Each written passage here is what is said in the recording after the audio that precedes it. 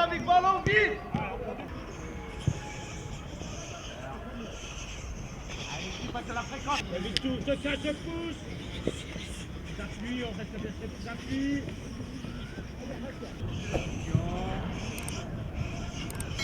Allez, tu te pousser.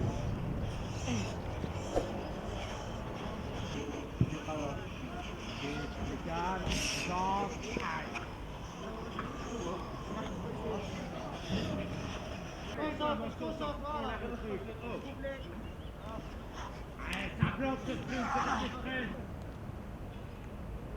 Ça par intérieur, petit saut, aller-retour. Justement, on ne va pas gérer le match, on va essayer de le gagner, de rentrer sur le terrain avec la même détermination et la même envie de gagner qu'on a eu à Sfax. On a préparé le match de la même façon que les autres matchs et on va essayer d'imposer notre jeu, notre rythme de jeu et d'aller de l'avant, d'essayer de marquer un but pour faire le break. Bah, vous savez, déjà, je suis à la JSK, je ne suis plus au CSC. C'est le club de Sfax, ce n'est pas le club de l'Espérance. Donc, il n'y a aucun rapport entre les deux matchs. Bon, voilà, c'est un match de football. On a gagné la première manche, on va essayer de gagner la deuxième et puis basta. Bah, je pense qu'il vaut mieux l'avoir gagné 1-0 que l'avoir perdu 1-0, déjà. Donc, après, comme j'ai dit, ben on va le jouer comme les autres matchs. On va rentrer sur le terrain pour imposer notre jeu, aller de l'avant, essayer de marquer un ou plusieurs buts et de faire le break. Et puis on verra bien. Je pense qu'il vaut mieux avoir gagné 1-0 qu'avoir perdu 1-0. Et voilà, à nous de savoir imposer notre jeu. Tous les matchs sont différents. Ce que je veux dire par là, c'est que pas parce qu'on a gagné le match 1-0 à l'aller à Sfax que ça y est, on va le gagner au retour. On ne sait pas ce qui va se passer. Le football s'est fait plein d'éléments qu'on n'arrive pas à contrôler. On ne contrôle pas toujours l'arbitrage, on ne contrôle pas toujours la réussite. On peut taper des poteaux, avoir des occasions, mais le ballon ne rentre pas. On ne peut pas contrôler l'erreur individuelle, on ne peut pas contrôler l'exploit individuel. Donc, voilà, chaque match est différent. Maintenant, à nous de faire en sorte de réitérer la performance qu'on a réitérée au match aller, de montrer la même détermination, le même calme, la même capacité à conserver le ballon, à faire courir l'adversaire, à aller de l'avant, à se créer des occasions et à être un peu plus efficace. On s'attend toujours à avoir une équipe très motivée. On sait très bien qu'ils ont, depuis un certain temps, ils sont dans une période difficile parce qu'ils ont gagné que 4 matchs sur les 20 derniers matchs qu'ils ont disputés. Ils viennent de perdre contre nous, ils viennent de faire 3-3 contre l'équipe en championnat. Ils ne sont pas qualifiés pour la Coupe africaine. C'est sûr qu'ils sont dans une dynamique négative. Maintenant, c'est un match. Et sur un match, ils peuvent se rebeller. Ils seront motivés, on le sait. Et ils vont tout jouer. Ils vont jouer leur saison sur ce match. Donc, on sait très bien qu'ils vont vendre chèrement leur peau. Ils n'ont plus rien à perdre. Donc à nous d'être capables d'imposer notre jeu et de retirer le match. On sait très bien qu'il faudra faire un gros match pour se qualifier. On s'est préparé en conséquence et on est prêt.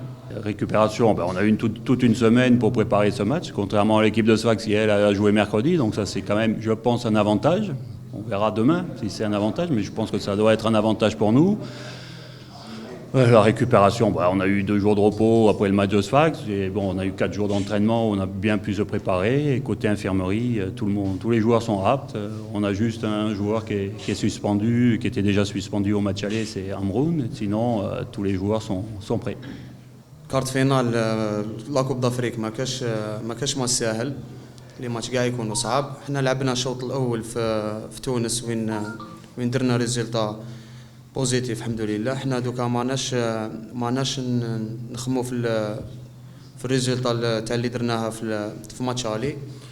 حنا راح بريبارينا مليح للماتش هذا باش نكونوا واجدين و 100% للمباراة هذه. نساو الريزلتا. وفيما يخص الادفيرسير حنا ماناش نخمو في الادفيرسير كيما الماتش الاول. ماتش الي دخلنا بعزيمه واراده باش نحققوا نتيجه. حنا تاني لهنا راح نمدوا كلش باش نتاهلوا ويكون التاهل من نصيبنا ان شاء الله. الحمد لله كيما قلت لا ديفونس هاي مليحه هذا العام. الشيء هذا ما جاش هكذا برك، جاب بالخدمه وجاب بالاراده تاع اللاعبين والخدمه تاع الكوتش ثاني. الحمد لله حنا كوم ديفونسور راح حابين نمدوا كلش باش نعاونوا صحابنا باش نفوزوا بالمباريات ونحققوا طموحات تاع الفريق. والشيء هذا راح يولي لينا تما حاجه مليحه لينا ان شاء الله. بيان سور ندوه بعين الاعتبار. و كما قلت للاخ ماناش نخمو، حنا ما نخموش في الادفيرسير. الحاجه الاولى نخمو في المباراه اللي راح تسمح لنا باش نتاهلوا. كما قلت الادفيرسير راح يلعب المباراه تاعو تاع الموسم. حنا تاني رانا نلعبوا المباراه تاعنا تاع الموسم هذه ونمدوا كاع وكلش باش نتاهلوا ان شاء الله. بالطبيعة مباراة مهمة. جينا نعرف المقابلة الأولى تقريبا أون راتي الشوط الأول اللي كان في صفاقس، خرجنا بهزيمة. بعض الظروف حكمت، بعض الجزئيات حكمت على المقابلة هذه. خسرنا 1-0 ما إلا شوط أول تعدى. عندنا شوط ثاني هنا نعرفوا اللي هذا سيتون دربي مغاربي ما بين نادي صفاقسي وشبيبة القبيل. في الدربيات ما ثماش أحكام مسبقة، فما كان حقيقة الملعب هي إن شاء الله غدوة باش تكون الفيصل في ملعب تيزي وزو بالطبيعة. صحيح أنا تسلمت الفريق يعني مباشرة قبل مقابلة القبيل. صحيح عندي فكرة على المجموعة كاملة، لكن الجماهير بالطبيعة كانت غاضبة علينا بعد المقابلة هذه، وهذا من حقها. جماهير النادي الصفاقسي متعودة بالانتصارات، جماهير النادي الصفاقسي متعودة بالتتويجات، خاصة في كأس الكاف هذه. ما كانوش فرحانين بالنتيجة، هزيمة في صفاقس. يطالبوا بالتغييرات، وما التغييرات هذه امور معناها فنيه وما نقدرش نحكي فيها في الكونفرنس دو بريس. لكن انا ناكد انه اللي شفناه هنا حسب الطبيعه اللي شفناها احنا، اللاعب اللي مش يكون حاضر في المقابله بتاع غدوه، اللي مش يعطي الاضافه للفريق، اللاعب اللي حاضر من الناحيه الفنيه البدنيه التكتيكيه خاصه النفسيه، وانه عنده روح انه يحب يعطي حاجه للفريق بتاعه. ان شاء الله غدوه مش يكون موجود، وبالطبيعه على حسب الاستراتيجيه بتاعنا اللي رسمناها، وبالطبيعه على حسب نقاط قوه وضعف المنافس. وي بيان سور. اول حاجه بالنسبه للروتور بتاعي للجزائر، فرحان وسعيد، سوي تريزورو اني رجعت الجزائر منذ نزولي معناها في مطار الجي. تحيه للنوادي اللي دربتها اللي يعزوا عليا برشا، والجمهور الجزائري يعز عليا برشا. بالحق هذا مش كلام ومش شعبويه، هذا حقيقه. جمهور اتحاد الحراش العظيم وجمهور دفاع طجنات. اوكي، هذه معناها ما بين قوسين. اثنين، بالنسبه اكيد الجمهور بتاعنا تقلق من الهزيمه. الجمهور بتاعنا يطالب فينا بالترشح. النادي الصفاقسي فريق بتاع كيما قلت بتاع تتويجات، ثم بريسيون اكيد، ثم ضغوط في الكوره. اذا ما ثماش ضغوط ما تنجمش تلعب كوره، ما تنجمش تكون مدرب كره قدم. في الكوره ثم دي شالنج، ثم تحديات، يلزمك ثم ديباسمون دو سوا، ثم ميساج بوزيتيف يلزم يوصل للملاعبيه باش يكون عندهم ثقه كبيره في رواحهم. نطالب بالملاعبيه غدوه ان يكون عندهم شخصيتهم قويه، انهم تكون عندهم فورس دو كاركتير، انهم يكون ديتيرميني، انه يكون جايين لهنا للجزائر باش يروحوا بالانتصار ولا شيء غير الانتصار. اي نتيجه غدوه تكون في صالحنا. اهم شيء هو نسجلوا ان شاء الله هنا، واهم شيء ان نفوزوا، واحنا قادرين بالملاعبين الموجودين قادرين ان نروحوا بالانتصار ان شاء الله والترشح بوزيتيف. وي بيان سور هذيك هي الكره. الجمهور غاضب، ايش معناها بريسيون؟ حتى اذا ثم بريسيون نيجاتيف احنا نحاولوها البريسيون بوزيتيف باش كما قلت لك انه الملاعبيه يكونوا امبليكي في هالمشروع هذايا، الملاعبيه يكونوا عندهم هما الرغبه انهم يرضيوا الجمهور بتاعهم. احنا نحبوا نروحوا غدوه ان شاء الله بعد المقابله في مطار صفاقس، واحنا الجمهور يستقبل فينا بالورود ويستقبل فينا بالتصفيق وبالهزيج، مش يروحوا هما متغشين علينا. هذه هي لابريسيون، وهذه هي الملاعبيه اللي يلعب في النيفو هذايا، يلعب في مستوى بتاع النادي الصفاقسي، يلعب في مستوى بتاع دور ربع النهائي، يلزموا يتقبل البريسيون هذيا ويلزموا يعرف كيفاش يتعامل معها ويوظفها ايجابيا له هو وللفريق. On a dit c'est un match très important, ce n'est qu'un quart de finale de Coupe de la CAF. L'équipe sfaxienne et l'équipe kabylienne aussi, ce sont deux équipes qui sont spécialisées dans cette coupe, surtout l'équipe sfaxienne qui est la plus titrée. On est venu ici pour ce défi, pour ce challenge. Les joueurs sont tous impliqués. On veut retourner à Sfax avec une qualification.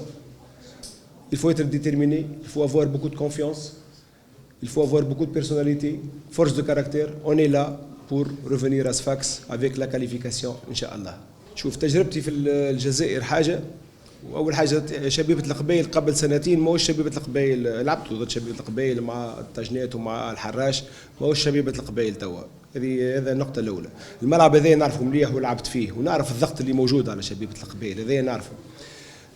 حاجة أخرى، تجربتي في الجزائر صحيح نوظفها لصالح الفريق وصالح اللاعبين، لكن نحب نقول للملاعبيه بتاعي وهو واحد منهم لهنا ونوصل لهم الرساله، راهم هما لي زاكتور سير تيران، هما الرجال اللي مش يجيبوا المقابله، احنا نعطيهم الخطه التكتيكيه، نعطيهم الطريق، احنا اون لي زاكومباني بوزيتيفمون، لكن الملاعبيه هما اللي مش يعملوا فارق في الملعب، الروح بتاعهم والرجوله بتاعهم والعطاء بتاعهم والقليب بتاعهم والجرينتا بتاعهم هي اللي مش تعمل الفارق في هالماتش هذايا.